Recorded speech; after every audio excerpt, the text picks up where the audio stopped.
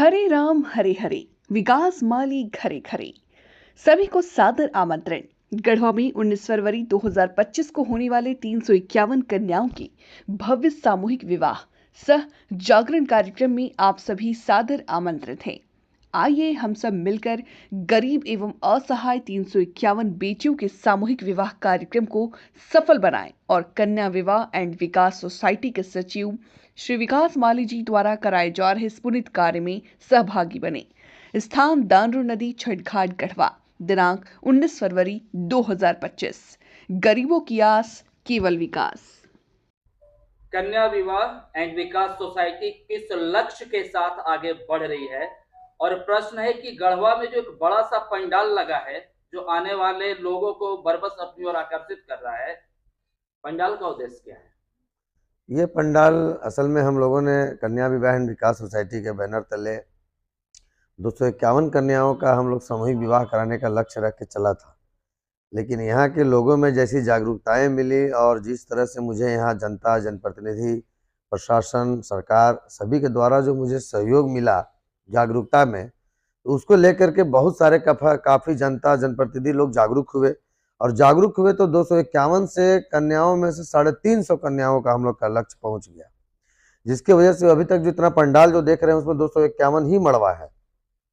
उस 251 मड़वा में हिंदू हमारी बहनों का मंडप सजेगा और मुस्लिम बहनों के लिए हमारे स्टेज के बगल में हमारा उसका निकाह रूम बनाया जा रहा है, तो उसमें मुस्लिम कन्याओं का होगा।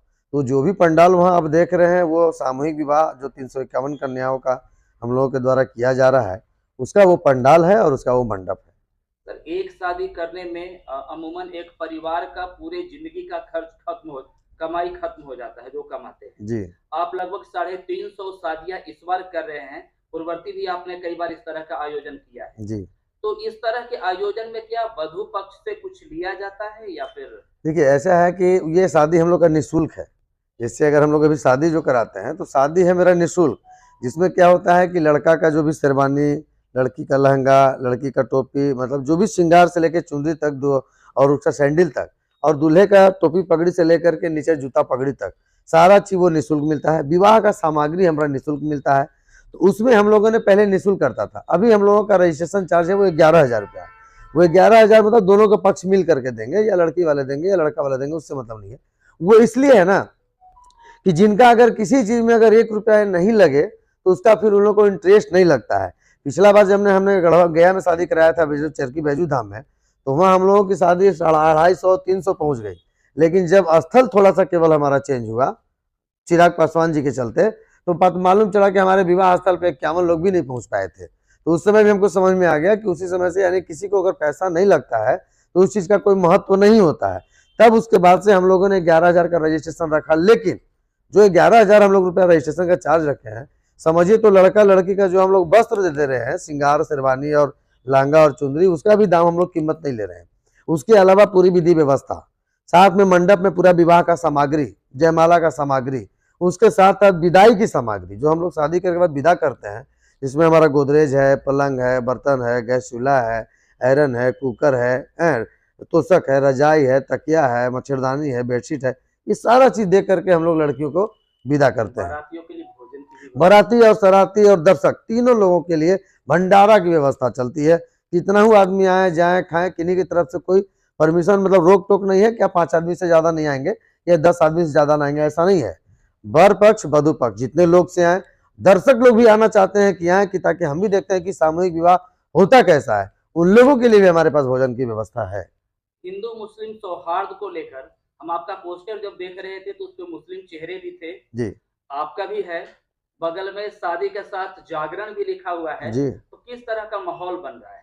देखिए, माहौल तो क्या है ना कि हम लोगों ने ये गंगा जमुना का जो तहजीब हम लोगों ने दिखाने का लोगों के काम कर रहे हैं, इससे हम लोग ये दिखाना चाहते हैं कि हिंदू, मुस्लिम, सिख, ईसाई आपस में है भाई भाई।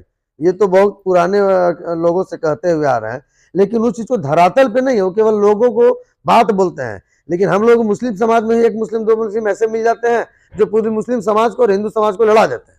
हमारे हिंदू समाज में कुछ ऐसे हैं जो हिंदू मुस्लिम करके दोनों लड़वा देते हैं। लेकिन बचपन से लेकर अभी तक हमारे बचपन से भी मुस्लिम दोस्त रहे हैं, हमने बचपन से मुस्लिमों के बीच में ही रहा है। हम लोगों ने तजिया भी बनाया है, मैं मैं रोजा भी रखा हूँ। तो ऐसा नहीं कि रोजा रख लेने से या किसी पार्टी में किसी की त्योहार में इन्वॉल्व हो जाने से हमारा समुदाय चेंज हो जाता है, ऐसा नहीं है। हम लोग का विचार सिर्फ चेंज रहता है। तो उस समुदाय को मिलाने के लिए हम लोगों ने एक छत के नीचे यह निकाह भी कराने का काम कर रहा हूँ और विवाह भी कराने का काम कर रहा हूँ। शादी को यज्ञ माना जाता है कि मैंने जी। भी यज्ञ पार कर दिया। जी। तो क्या इतनी शादियों को यहाँ महायज्ञ मान लिया जाए कि कन्या विवाह महायज्ञ हो रहा है इस बार गढ़वा में? अब ये महायज्ञ तो ये जनता के ऊपर है, वहाँ के जो अभिभावक है, मेरे माता पिता हैं, उन लोगों को लगेगा या दर्शक को लगेगा या जो लोग मुझे मदद कर रहे हैं उनको लगना चाहिए कि हम जग करा रहे हैं कि ठगी करा रहे हैं कि झांसा दे रहे हैं। अब ये तो आप लोगों के ऊपर है, मीडिया बंधुओं के ऊपर, जो आप लोग बार बार सच्चाई दिखाने का काम कर रहे हैं, वो भी जमीनी स्तर से दिखाने का काम कर रहे हैं।